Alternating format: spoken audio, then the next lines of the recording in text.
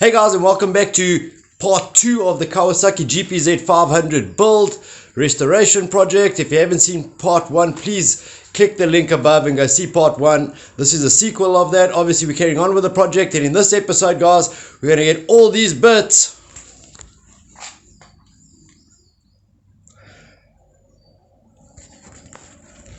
primed, filled, sanded, and hopefully clear coated and back on that bike, and this project's coming together nicely guys, so stay tuned. Menace Rides UK, like, share, subscribe.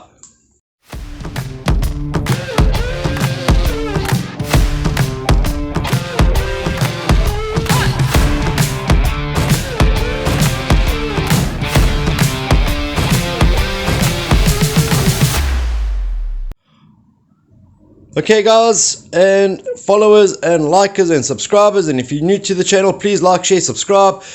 This is a recap of what we've done on the bike. Episode 1, we stripped it down, we got it started, and we started the refresh process. I've done the front discs, the front forks, I've repaired all the fairings, I've sort of prepped them. We've done a complete repair on the nose cone fairing.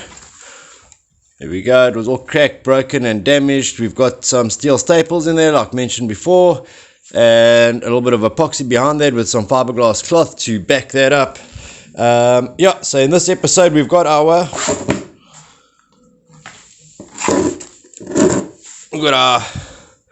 U-Pull Fantastic body filler ready to go onto these babies, and we can then sand our lives away and start painting. Let's get this going. Okay guys, so like I said, in this episode we're going to start filling and sanding and getting these fairings and plastic bits ready for paint. I've got ourselves a large U-Pull Fantastic body filler. It comes with an applicator, comes with the activator, 2 of those because of the size of the tin. I have used it on the previous build. If it's your first time on the channel guys, we do motorbikes, or I do motorbikes, cars. We just finished a custom BMW F650. Check that out. Alright guys, if it's been standing for a while, it's a good idea to always mix your activator a little bit. So we just mushing it all up within the sachet. Here we go. When you mix body filler guys, you don't want to mix a massive batch and try to do everything at once. You're going to run out of time. It does set pretty quick. So just do it in manageable batches. I think I'll start off with that for now. There we go. Put that aside. I've just got this piece of board that I'm mixing on. You can use a piece of glass, anything that's clean really. The more activator you add guys, the quicker it's going to go off. So just be aware of that. Don't need too much. When mixing body filler guys, we don't want to create air bubbles, because as you sand, those will then become imperfections in the body filler work. So we like to just get it mixed by pressing. Keep pressing it in until we get rid of all that pink and we get a consistent color. Just clean off our applicator real quick here. And applying it is pretty similar to the mixing process. Obviously you're looking for all your scratches that you're not going to be able to sand out or dent. This side's pretty perfect. Right, the main damage is at the bottom here. We just want to hide those little cracks, so we just take some on the edge of our applicator, we press it in. The flusher you make it, the less sanding you're going to have to do at the end of the day, but I do like to come up a little bit proud of the repair area, just so I can sand it down to exactly where I want it to finish. But that's basically it. We just apply it with an applicator, so get it as smooth as you can with the applicator. It will just save you some time and effort in the sanding process. In certain spots, if you can't really get in there, you might just use a finger. That's an awkward shape. I'm starting to shape it already guys, just to make it easier on the sanding side of things. and that's basically all there is to it. So once that's done, we let it dry proper, hard and solid, and we sand it smooth from there. Possibly with we can knock it down with a 120 grid. After the 120 grid, we jump up to 240, 400, 400, 600. You should be good to prime on 600. Spray some spray filler, that's just for the final marks, and base coat, clear coat. So I'm going to carry on filling this, guys. I hope you get the idea. I don't think you want to watch me fill this whole fairing, but that's what I'm about to do.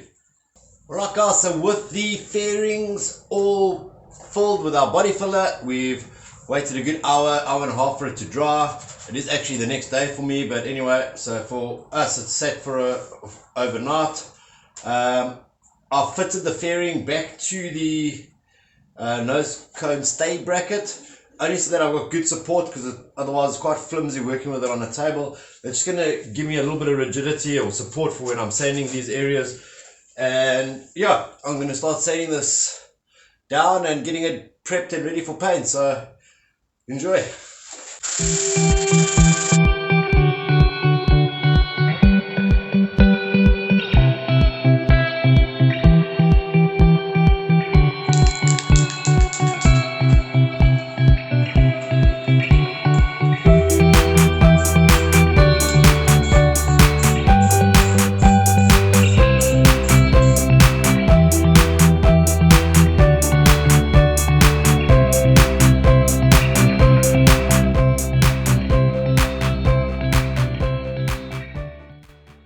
Okay guys, with all our fairings hanging out, there we are. That's all been filler primed and wet sanded. That's our front mud guard. All as smooth as ice. That's our belly fairing, and that's our two side rear fairings. Anyway, we are going to jump onto some PDR, paintless dent removal. Hopefully we can knock that out as good as we can. I ordered a kit from eBay, and they sent me a smaller kit than what I ordered. I argued with them, and anyway, this is what I've got to work with. It's got basic things in there. So what we're trying to get out is that dent there. I hope you can see it better. My first time doing PDR, but it's worth a try. If I can get it out 90% of the way, at least it would be better. I'm going to put you guys on the stand. And let's see if this works. Can achieve with this. Okay, that dent's getting smaller, guys.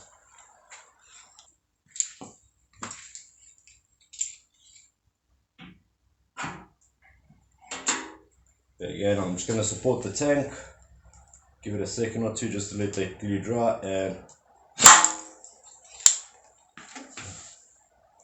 it didn't seem to make much of a difference on that round, so we're going to try and with my heat gun, I'm going to just try heat up the metal around. Warmer metal is more malleable, and it should allow us to pull that dent out a little bit easier. So I'm just going to heat it up.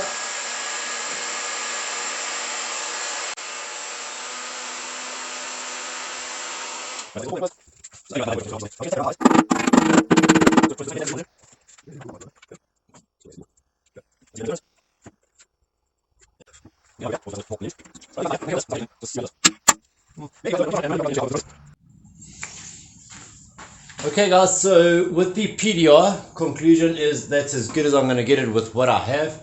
Ideally I would have liked to have some sort of push bar that I could fit through the fuel cap and sort of massage the metal from the rear side of that dent, and I don't have something that could do that.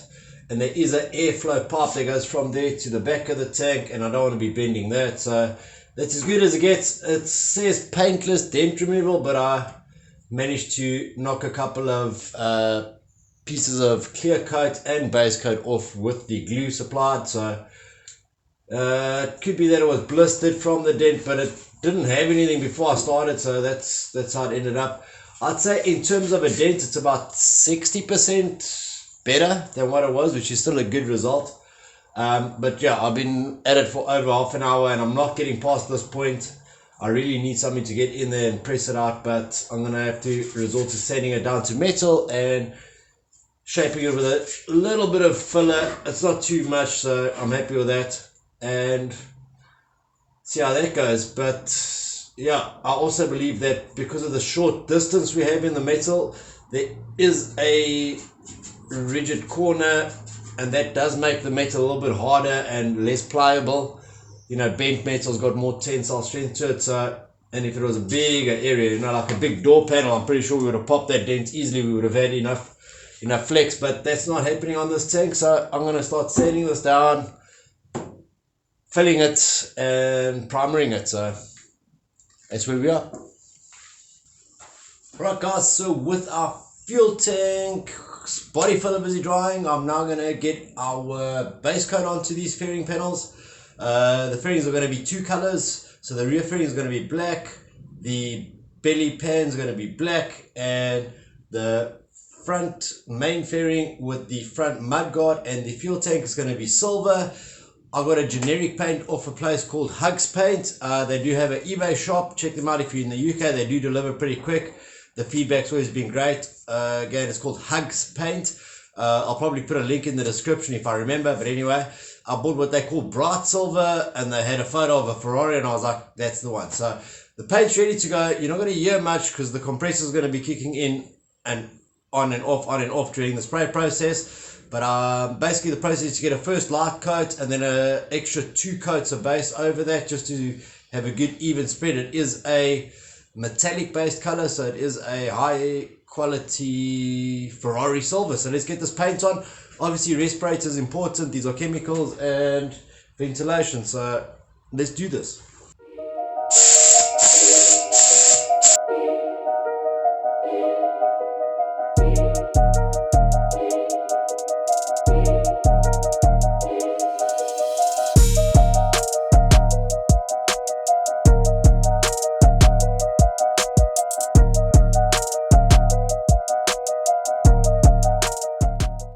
Right, our fuel tank is ready for paint. This is the other side. That's the filler side, all sanded and prepped. Our fairings have got a nice 2 coats of paint. Oh, sorry, 3rd coat applied now. So when that's flashed and dried, we should be ready to get this painted. So go. It's just a primer to protect the metal, guys. If you're sanding metal down to the bare metal, depending on your conditions, you're going to want to put some sort of primer to protect it from flash rust. So do it the same day. Like, don't sand a metal item like a tank and think you're going to come back to it in a week's time. You could get a result where you get flash rust occurring, and it's just more to deal with at that point. So sand it, prime it, same day.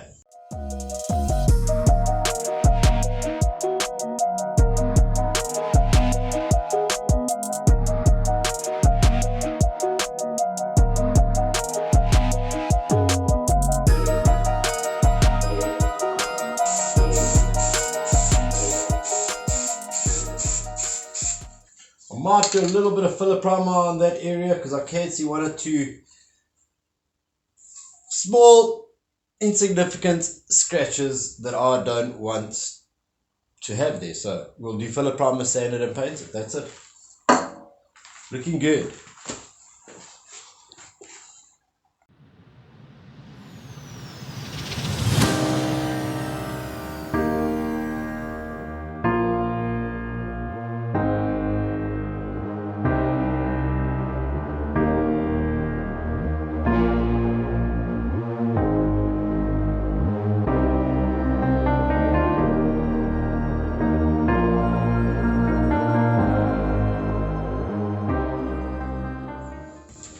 Alright guys, so with our fuel tank all sanded and prepped and cleaned thoroughly, we're now going to finally spray the fuel tank. And I always feel like the fuel tank is the holy grail of the spray job when it comes to a motorcycle. Not too sure why, because everything else plays an equally important role, but there's just something about painting a fuel tank that you want to be spot on. And I suppose it's because it's right there and it's in your face the whole time. The rest is for onlookers to see, and this is what you see when you're on the bike. So I've done a final sand, a final go over with a 600 grit, and I'm happy to shoot. Let's go.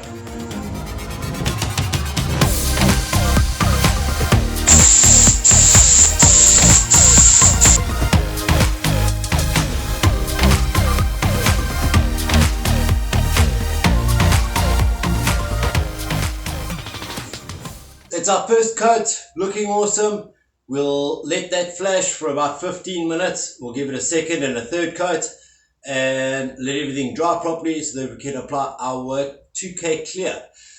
There's a lot of solvents that go into paints, and if you don't let these coats dry properly through each coat, you get what we call solvent pops, which are little gas releases when you spray your 2K. So if you're not sure, let it dry properly before, not sure why that happened, let it dry properly before you do your 2K clear and you should be good. Alright, so with all our fairings painted and dried, just before clear coat I'm going to do a mock-up on the bike.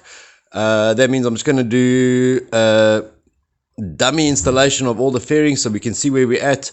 We can line up our stickers, we can double check that we're happy with the finish, maybe make some changes and get some stickers on this bike before we clear coat, because I want to clear coat over this bike. So let's get the fairings on, and boom, just like that we have our fairings mocked up with our fuel tank, looking sweet, guys. Look at that.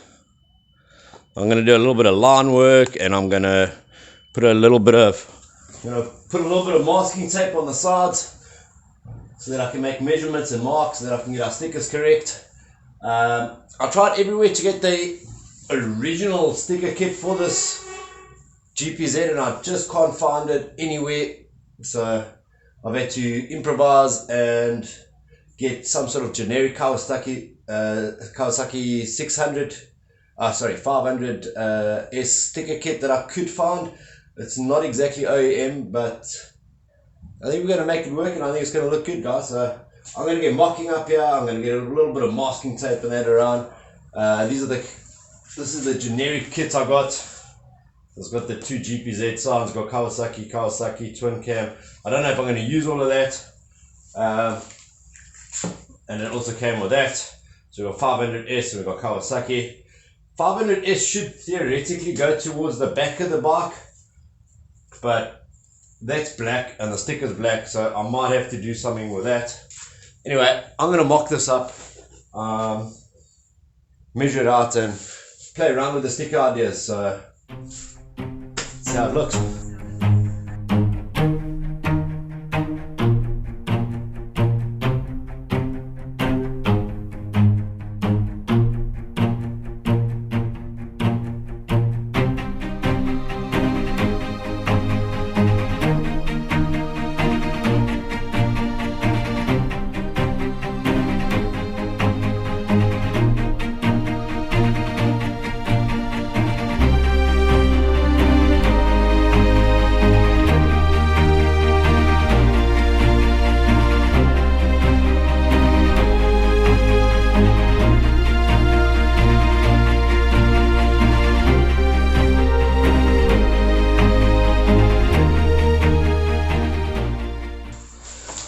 Okay, exciting times. Stickerage is happening, and it's taken me a long time because I'm being a little bit too pedantic about it, but I suppose that's what a passionate builder would do. And I'm going to bring you guys a little bit closer and you can have a look at what I've done.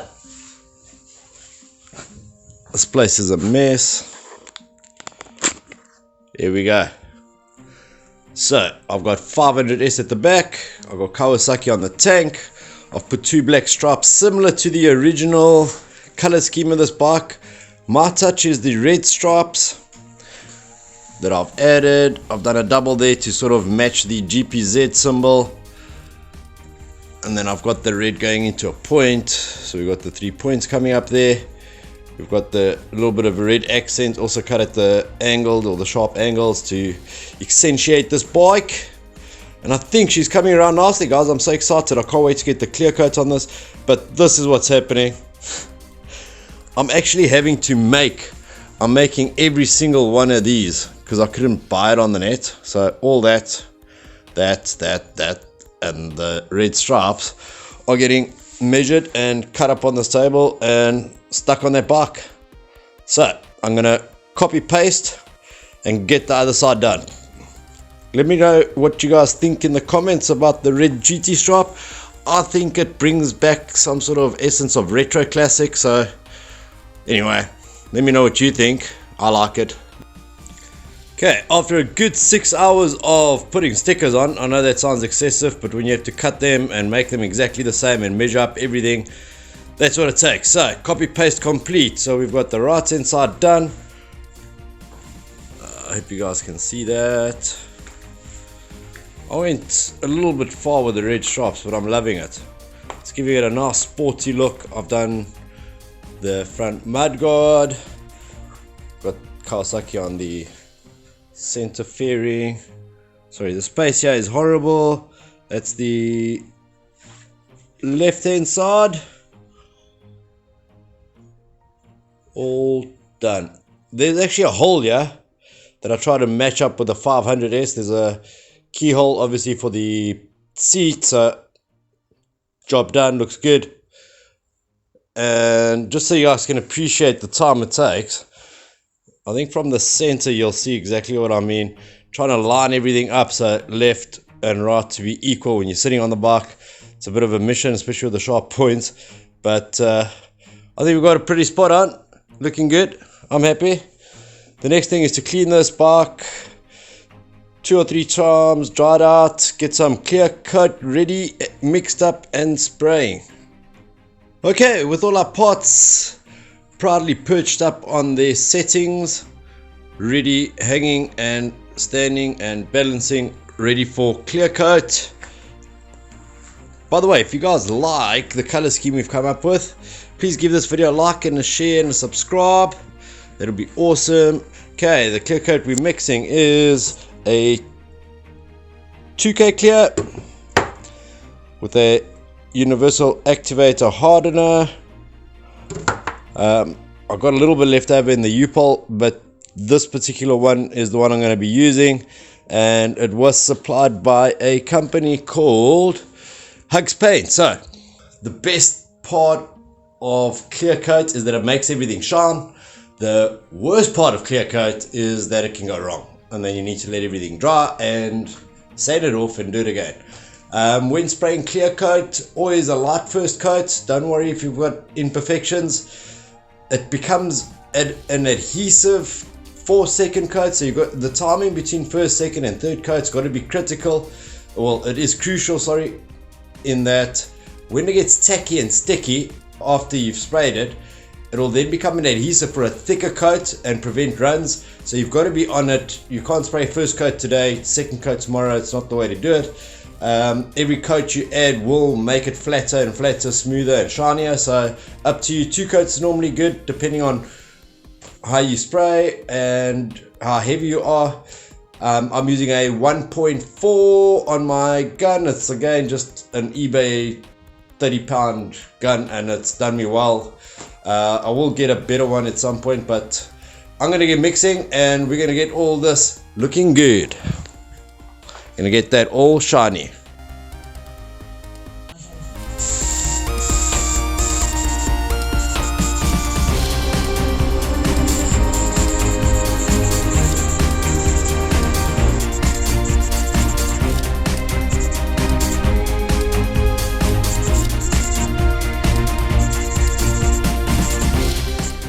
So I've just finished laying second coat of clear coat. It's come out super flat.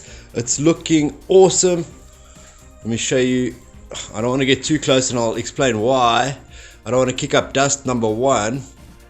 I mean, look at that. These panels are looking sweet until you get to that one. I don't know if you can see that. I don't want to go there. I feel jinxed at the moment.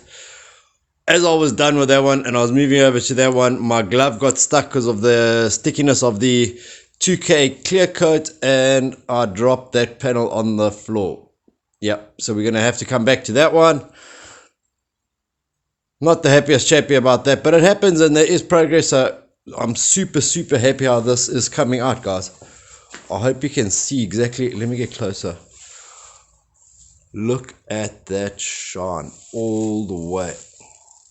Oh, who did those custom decals? Must have been me. Look at this, guys. Super, super clear. Look at that silver in the shadow. It's a little bit darker, and then in the light it's bright. I love it. Big shout out to Hugs Paint on eBay